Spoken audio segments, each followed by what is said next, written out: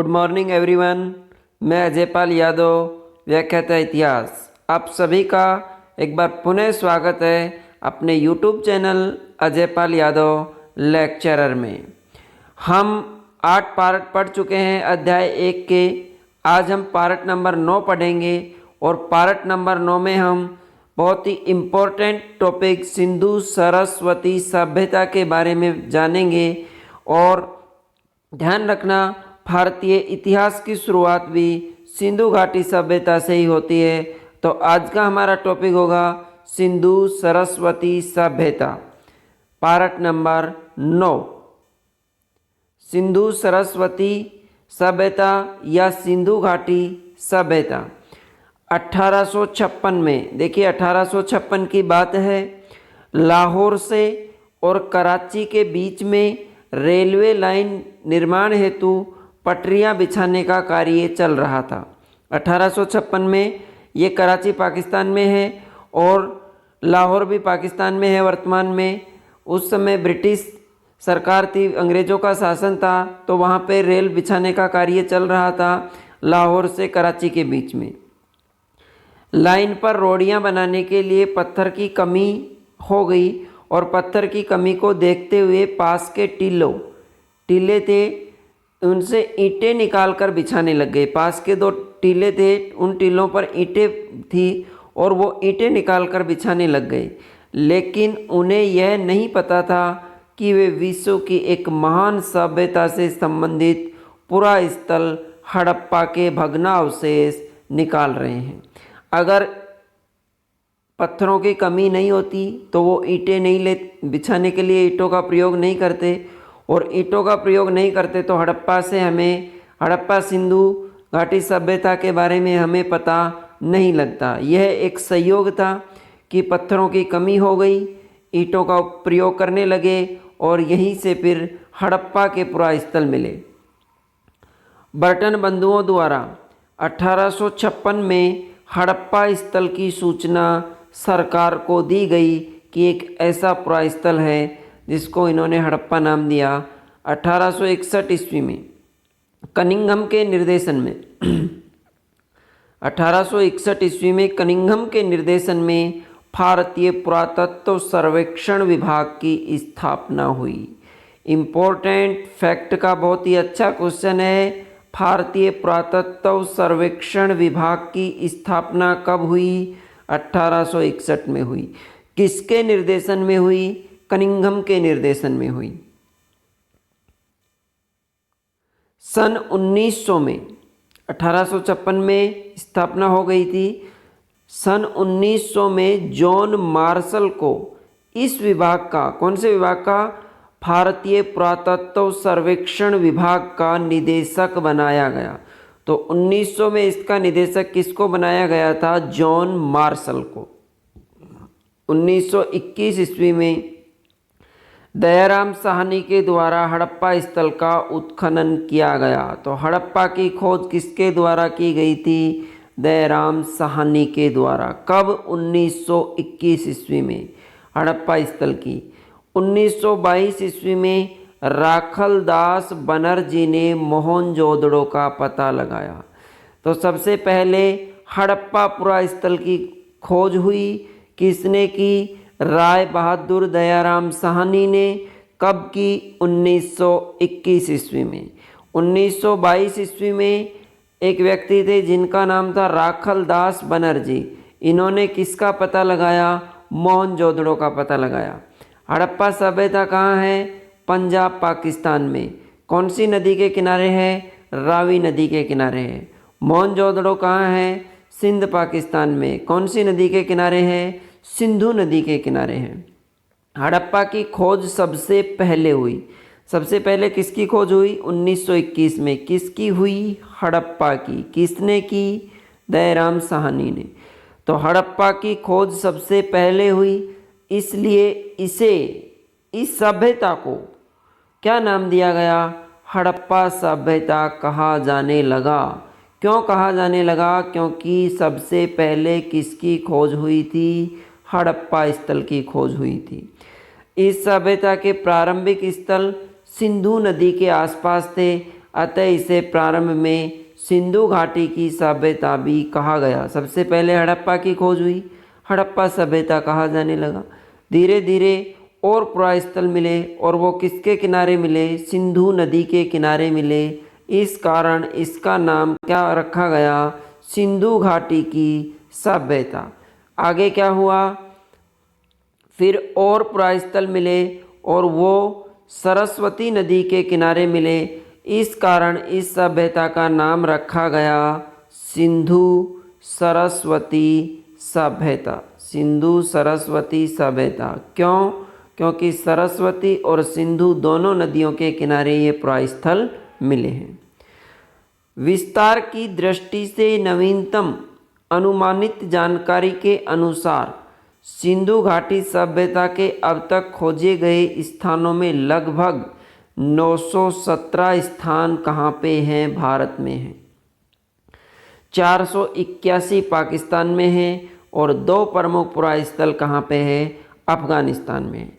अब कहाँ कहाँ से कौन कौन से पुरास्थल मिले हैं, उनका नाम और उनका स्थान, ये भी आपको फैक्ट की दृष्टि से याद रखने हैं। यहाँ से बहुत ही प्रतियोगी परीक्षाओं में क्वेश्चन पूछे जाते हैं। कौन कौन से स्थल कहाँ कहाँ हैं? सबसे पहले सोर्तगोई व मुंडी गाक, याद रखना। अफगानिस्तान से केवल 2 पुरास्थल मिले हैं। कौन से हैं? सोर्तगोई व मुंडी गाक, और ये कहाँ मिले हैं? अफगानिस्तान में। सोर्तगोई और मुंडी गाक दोनों कहाँ से? अफगानिस्तान से। सुतका गेंडोर, सुतका को, बालाकोट, ये कहाँ से मिले हैं? बलूचिस्तान पाकिस्तान से। सुतका गेंडोर, सुतका को, बालाकोट और बलूचिस्तान ये सिंधु सरस्वती सभ्यता के पश्चिमी पुरास्थल हैं। सुतका गेंडोर, सुतका को, बालाकोट। मोहनजोदड़ो इम्पोर्टेंट है। शहुंदड़ो, कोटदजी, जुद्री जोदड़ा, ये कहाँ से मिले हैं? सिंध, पाकिस्तान का प्रांत है सिंध, वहाँ से मिले हैं। हड़प्पा, गनेरीवाल, रहमान डेरी, सरायखोला, जलीलपुर, ये पंजाब पाकिस्तान से मिले हैं। तो हड़प्पा कहाँ से? पंजाब पाकिस्तान से। किस नदी के किनारे थी? रावी नदी के किनारे थी। मोहनजोदड़ो ये कहाँ से? सिंध पाकिस्तान से। किस नदी के किनारे? सिंधु नदी के किनारे। रोपड़ और सघोल, देखिए रोपड़ और सघोल दोनों पुरास्थल पंजाब भारत से मिले हैं। रोपड़ और सघोल। बनावली, मीताथल और राखीगढ़ी, बनावली, मीताथल और राखीगढ़ी दोनों के दोनों कहाँ से? ये तीनों पुरास्थल कहाँ से मिले हैं? हरियाणा से। कालीबंगा, पीलीबंगा, राजस्थान, और राजस्थान में भी बात करें तो राजस्थान में कहाँ से? हनुमानगढ़ जिले से कालीबंगा सभ्यता के अवशेष मिले हैं। आलमगीर हुलास उत्तर प्रदेश में, ये इस सभ्यता का जो पूर्वी पुरास्थल था, पूर्वी, पश्चिमी, उत्तरी और दक्षिणी। पूर्वी पुरास्थल आलमगीर उत्तर प्रदेश में है। पश्चिम में बलूचिस्तान, सुतका गेंडोर जो स्थान था बलूचिस्तान का वो है। उत्तर में ये अफ़गानिस्तान के पुरास्थल, और भारत की बात करें तो मांडा जम्मू कश्मीर में है, वो उत्तरी पुरास्थल है। और दक्षिण में ये दैमाबाद महाराष्ट्र दक्षिण का पुरास्थल है। तो इस तरह से ये सभ्यता फैली हुई थी। सबसे उत्तर में सबसे उत्तरी पुरास्थल मांडा जम्मू कश्मीर, दक्षिणी पुरास्थल दैमाबाद महाराष्ट्र, पूर्वी पुरास्थल आलमगीर सभ्यता थी हिंडन नदी के किनारे, और ये कहाँ पे है? यूपी में। पश्चिमी पुरास्थल सुतका गेंडोर सभ्यता थी दासक नदी के किनारे बलूचिस्तान पाकिस्तान में। रंगपुर, धोलावीरा, प्रभास पाटन, खंबात की खाड़ी, ये सभी कहाँ से मिले हैं? गुजरात से। और दैमाबाद कहाँ से? महाराष्ट्र में। तो ये सभ्यता जम्मू कश्मीर से महाराष्ट्र और बलूचिस्तान पाकिस्तान से लेके उत्तर प्रदेश तक फैली हुई थी। एक बार दोबारा देखते हैं। रोपड़ और सघोल कहाँ से? पंजाब से। बनावली, मीतातल, राखीगढ़ी हरियाणा से।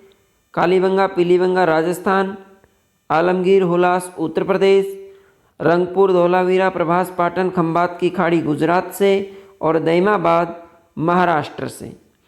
ये इस सभ्यता का मानचित्र में दर्शाया गया है कि कहाँ कहाँ फैली हुई थी। ये इतने बड़े क्षेत्र पे लगभग 13-14 लाख वर्ग किलोमीटर में फैली हुई थी। 12,99,600 वर्ग किलोमीटर में फैली हुई थी। लेकिन नया पुरास्थलों का पता लगने के बाद इसका क्षेत्रफल लगभग 15 लाख हो गया है।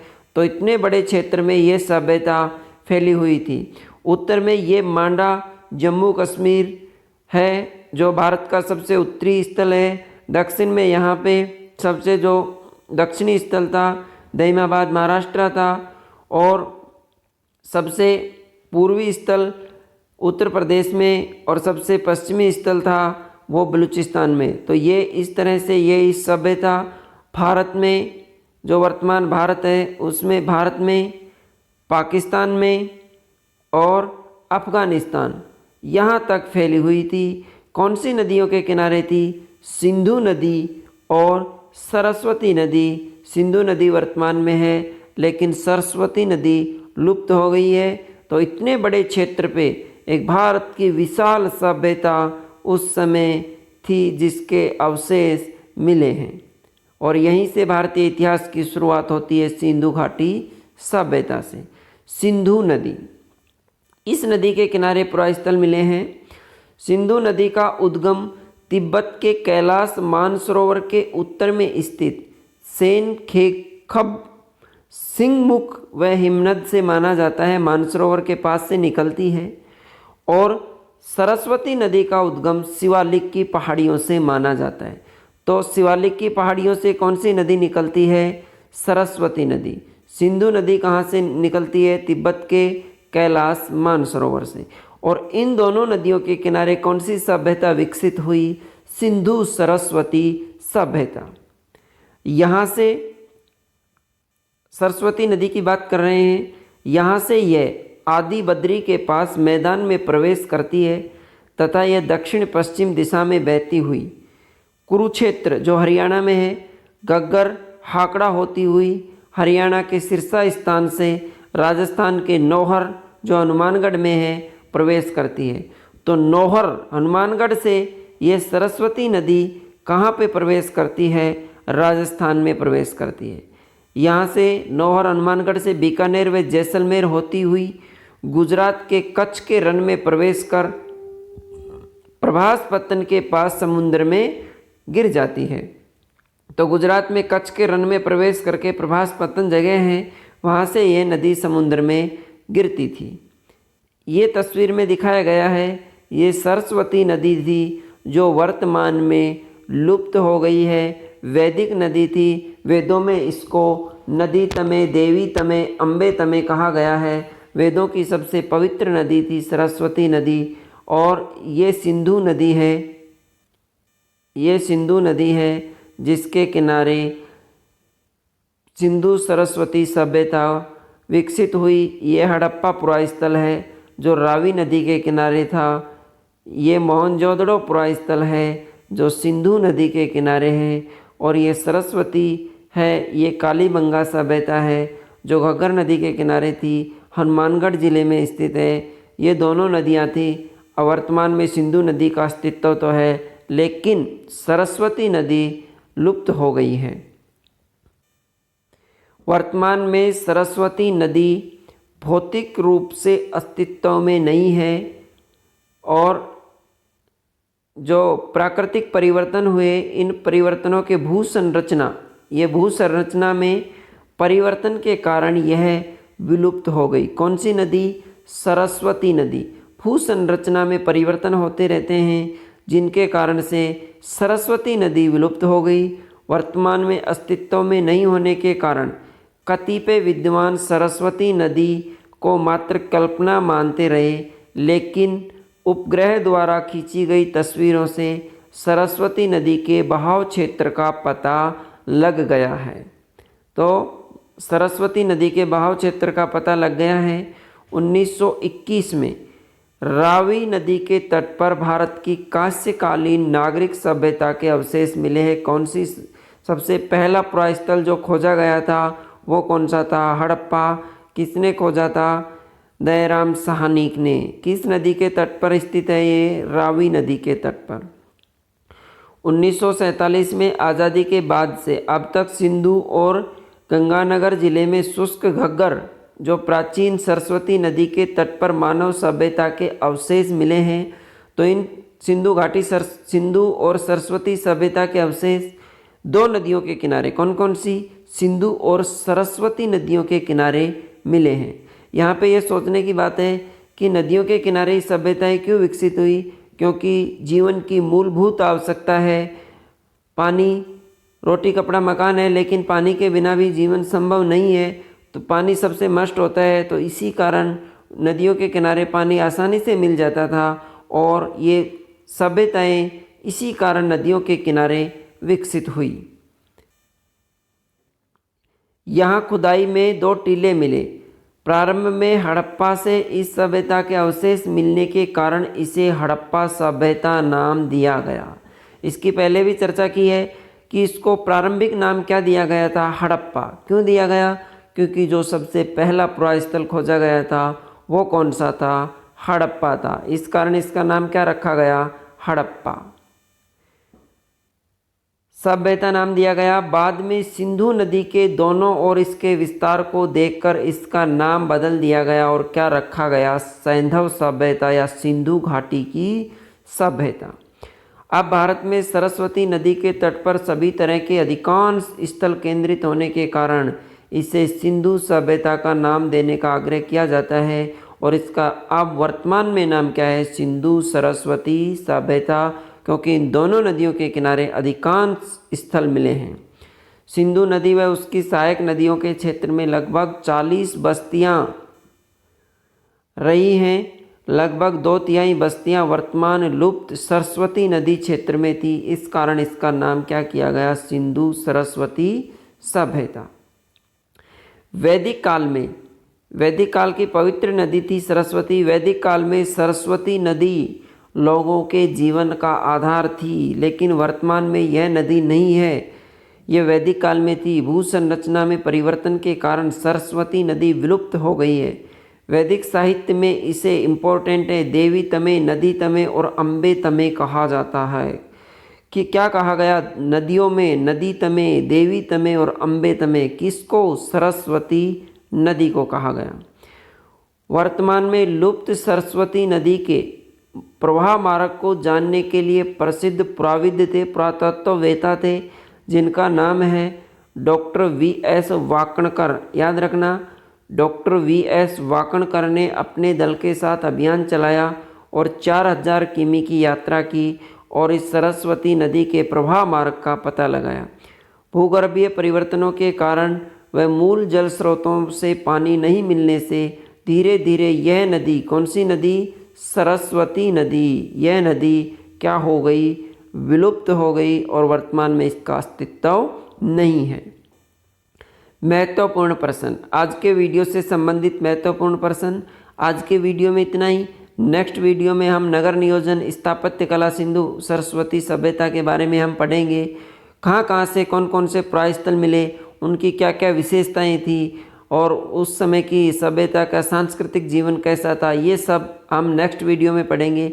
अब जो आज के वीडियो में हमने पढ़ा है उससे संबंधित क्वेश्चन, और ये क्वेश्चन याद रखना कंपटीशन एग्ज़ाम को ध्यान में रखते हुए, बोर्ड एग्ज़ाम को ध्यान में रखते हुए तैयार किए जाते हैं, तो आप इन पर विशेष फोकस करना। भारतीय पुरातत्व सर्वेक्षण विभाग की स्थापना कब हुई और किसके निर्देशन में हुई? आज की पहली स्लाइड में था ये, 2 बार मैंने अंडरलाइन भी किया था। आपने वीडियो कंसंट्रेट होके देखा होगा तो आप इसका आंसर आसानी से दे सकते हैं। यदि आंसर नहीं आ रहा तो वीडियो को रिपीट कीजिएगा। हड़प्पा स्थल का उत्खनन किसके द्वारा किया गया? कब किया गया था? थोड़ा सा हिंट में दे देता हूँ। 1921 में। किसके द्वारा किया गया था ये आपको बताना है। मोहनजोदड़ो की खोज कब और किसने की, डेट भी बतानी है और किसने की नाम भी बताना है। सिंधु सरस्वती सभ्यता के पुरास्थल सोर्तगोई और मुंडीगाग कहाँ हैं? दोनों स्थल एक देश से मिले हैं। किस देश से मिले हैं ये? लुप्त, ये लोक लिख मिसप्रिंट हो गया, लुप्त सरस्वती नदी शोध अभियान किस पुराविद ने प्रारंभ किया? 4000 किलोमीटर की यात्रा की थी। अंतिम स्लाइड से ये क्वेश्चन लिया गया है, इसका आंसर भी आप दे सकते हैं। तो प्यारे विद्यार्थियों, आज के वीडियो में इतना ही। आशा करते हैं वीडियो आपको पसंद आया होगा।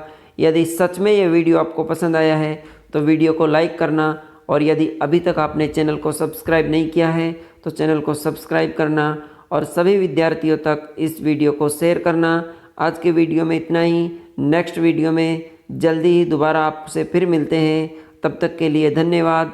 आप इन विपरीत परिस्थितियों में रुकना नहीं है और अपने इस अध्ययन को लगातार जारी रखना है, अनवरत जारी रखना है, क्योंकि मंजिल तभी मिलेगी जब हम लगातार अध्ययन जारी रखेंगे, लगातार कोशिश करते रहेंगे। रुकना नहीं है, क्योंकि बहता हुआ पानी अच्छा लगता है, निर्मल होता है, और रुक जाता है तो वो सड़ने लग जाता है। तो हमें न रुकना है और न झुकना है, अनवरत लगातार मेहनत करते रहना है। आज के लिए इतना ही। नेक्स्ट वीडियो में दोबारा मिलते हैं। तब तक के लिए धन्यवाद।